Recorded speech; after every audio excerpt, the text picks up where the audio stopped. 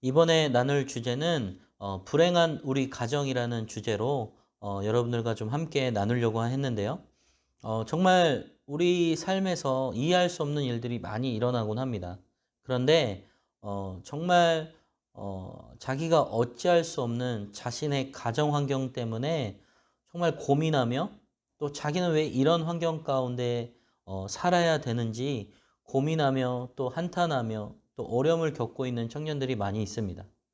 그래서 이런 이야기를 또 할 때가 있어요. 부모님을 정말 이해할 수 없습니다. 이런 정말 가정에서 저는 살 수 없습니다. 제가 왜 이렇게 살아야 됩니까? 라고 정말 이야기하는 그런 청년들이 가끔 있기에 이 부분들을 같이 한번 나누려고 합니다. 이해할 수 없는 일들이 참 많이 일어나는데요. 정말 어떤 한 이제 가정에서 웃지 못할 에피소드를 나눠 드리려고 하는데, 하루는 어떤 목사님께서 어머니와 고기를 구워 먹는데 어린 시절 늘 비계만 드시던 어머니가 생각이 났대요. 그래서 어머니 원래 고기 안 좋아하시잖아요 라고 말했더니 어머님께서 화를 내시면서 마구 욕을 하셨다라는 겁니다.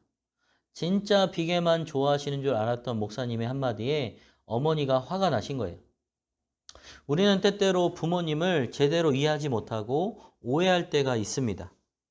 아니, 때로는 우리가 피해자고 부모님께 상처를 입었다라고 오해하기도 합니다.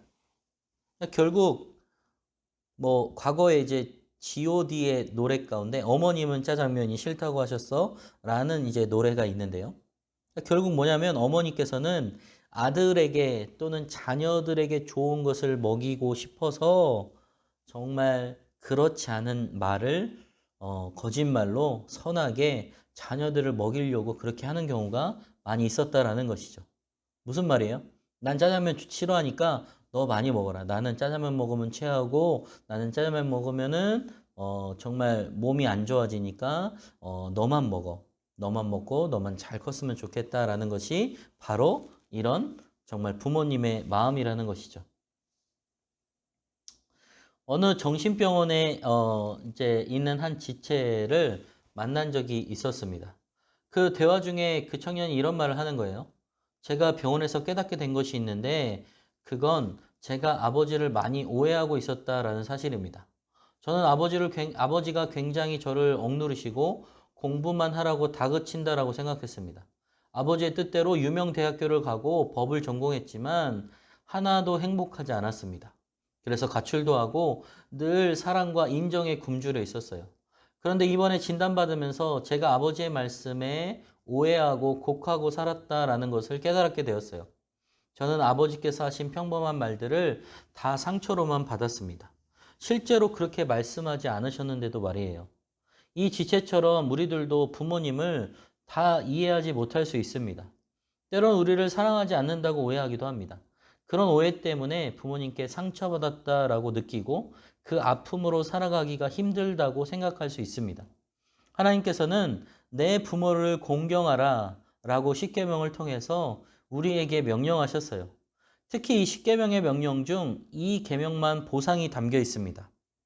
출애굽기 20장 12절 말씀인데요. 내 부모를 공경하라. 그리하면 내 하나님 여호와께서 내게 준 땅에서 내 생명이 길리라. 내가 부모를 공경하면 그 공경함을 그대로 자녀들이 배우게 되어 있습니다. 화목한 가정을 이루는 복을 누리게 되어 있어요. 건강한 부모 밑에 건강한 자녀가 있게 되는 것처럼 때로는 건강한 자녀를 통해 영적으로나 육적으로나 부모의 건강이 회복될 수 있습니다. 어느 날 비전 트립을 갔을 때 한 목사님 가정을 방문하게 되었는데 그 목사님의 자녀들은 정말 잘 웃는 스타일이었습니다. 그래서 뭐가 그렇게 재밌는지 그냥 그렇게 웃음이 끊이지 않는 거예요. 정말 그렇게 밝은 에너지로 또 웃음으로 여러 사람들에게 웃음을 짓게 하는 그런 에너지가 가득했습니다. 그런 에너지는 함께 간 우리 모두에게 굉장히 힘이 되고 행복해 보였습니다.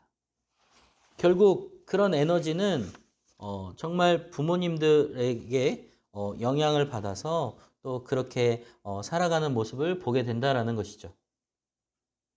우리는 편파적으로 생각할 때가 있어요.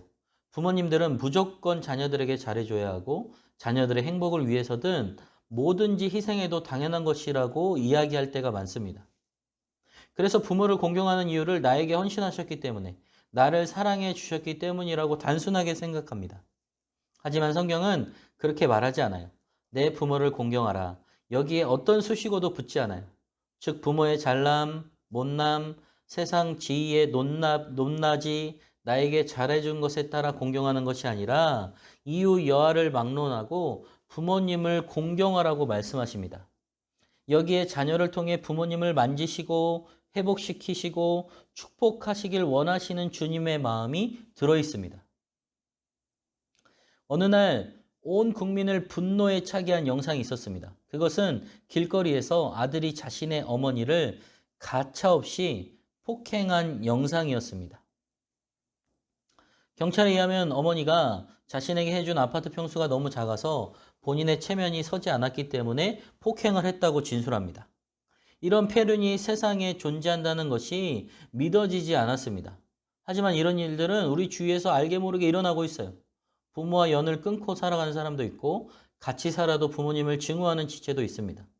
성경은 폭언도 아주 크게 다루고 있어요. 폭언이 곧 폭력이고 살인이라고 말씀하십니다. 마태복음 5장에서 예수님은 욕하는 사람은 천국에 들어갈 수 없다고 단호하게 말씀하십니다. 교회에서 봉사를 누구보다 잘하고 사회에서 성실히 살아가고 있지만 부모님을 공경하지 않는다면 그것은 예수 그리스도를 모르는 사람보다 더 악한 자라고 말씀하십니다. 디모데전서 5장 8절 말씀은 누구든지 자기 친족, 특히 자기 가족을 돌보지 아니하면 믿음을 배반한 자요 불신자보다 더 악한 자니라. 우리의 삶 속에서는 나를 낳아주시고 길러주신 부모님을 향한 공경함이 있어야 합니다. 보이는 부모를 공경하지 않으면 하나님을 경외한다라는 것은 거짓말이라는 거예요. 절대 그렇게 할 수 없다라는 겁니다. 요한일서 4장 20절 말씀은 누구든지 하나님을 사랑하노라 하고 그 형제를 미워하면 이는 거짓말하는 자니 보는 바 그 형제를 사랑하지 아니하는 자는 보지 못하는 바 하나님을 사랑할 수 없느니라. 보이는 부모님을 공경하지 못하는 자가 어떻게 보이지 않는 하나님을 제대로 섬길 수 있을까요? 어떻게 하는 것이 부모님을 공경하는 방법일까요? 다음과 같이 여러분들에게 좀 제시하려고 합니다. 이미 알고 있는 방법일 수도 있지만 한 번 더 여러분들이 생각해 보면 좋겠어요. 부모 공경하는 10가지 방법인데요. 이름하여 부모 공경 10계명입니다. 첫 번째, 안부 묻고 전하기. 두 번째, 따뜻한 말과 마음을 전하기. 세 번째, 부모님에게 선물과 용돈을 드리기. 네 번째, 부모님과 시간 함께 보내기. 다섯 번째, 부모님 격려해 드리기. 여기서 5가지는 여러분들이 할 수 있는 한의 최선을 말하는 겁니다. 여러분들이 요만큼만, 요렇게만 하면 되겠지라고 생각하는 게 아니라 여러분들의 최선을 말하는 겁니다. 6번째, 부모님과 대화하기. 7번째, 부모님의 비전과 사명에 동참하기. 8번째, 부모님을 위해 기도해 주기. 9번째, 부모님이 하늘의 부모님과 접속될 수 있도록 해주기. 10번째, 내가 건강한 부모가 되어 건강한 가정을 꾸리기. 이렇게 화평을 유지하는 자에게 하나님의 아들이라 일컬음을 받을 것이라고 약속하십니다. 마태복음 5장 9절 말씀은 화평하게 하는 자는 복이 있나니 그들이 하나님의 아들이라 일컬음을 받을 것이요 라고 말씀합니다. 하나님은 우리가 화평의 자녀가 되기를 원하십니다. 더불어 주님은 가장 작은 단위인 가정에서부터 이 화평이 이루어지기를 원하십니다. 나 자신만 화평한 것이 아니라 부모님이 우리를 볼 때 화평하고 감사한 단계까지 가야 합니다. 그럴 때 하나님의 아들이라 일컬음을 받게 되고 이 땅에서 하나님의 이름을 높이게 된다라는 것이죠. 21세기는 좋은 학력이나 커리어, 지식과 실력을 갖추는데 참 많은 시간과 노력을 기울입니다. 우리는 특별히 좋은 자녀가 되는 것에 노력을 잘 해야 돼요. 또 잘 되지 않더라도 노력해야 합니다. 예전에 부모님의 사랑과 믿음에 대한 설교를 한 분의 간증을 좀 제가 볼 수 있었는데요. 신앙의 고민이 뭐니라는 책의 내용의 일부를 여러분들에게 좀 읽어드리려고 합니다. 참 먼 길을 돌아왔습니다. 하나님, 길고 긴 시간이었네요. 그전까지 정말 제 슬픔과 우울에 빠져 못 보았던 것들을 깨닫게 하심을 감사드립니다. 하나님, 사실 많이 억울했어요. 왜 많고 많은 사람들 중에 왜 이런 집에 이런 아빠 딸로 태어나게 하셨는지, 내 상처들은 여전히 그대로인데 왜 아빠는 당신을 만나 변화되었다며 늦둥이 동생에겐 평범하고 이상적인 아빠 역할을 하는지요. 변화 한 단어로 모든 게 없던 일로 되는 게 용서를 강요하는 게 억울했습니다. 변화된 직후에 아빠는 더 싫었어요. 여전히 아빠는 가끔 이성을 놓치니까요.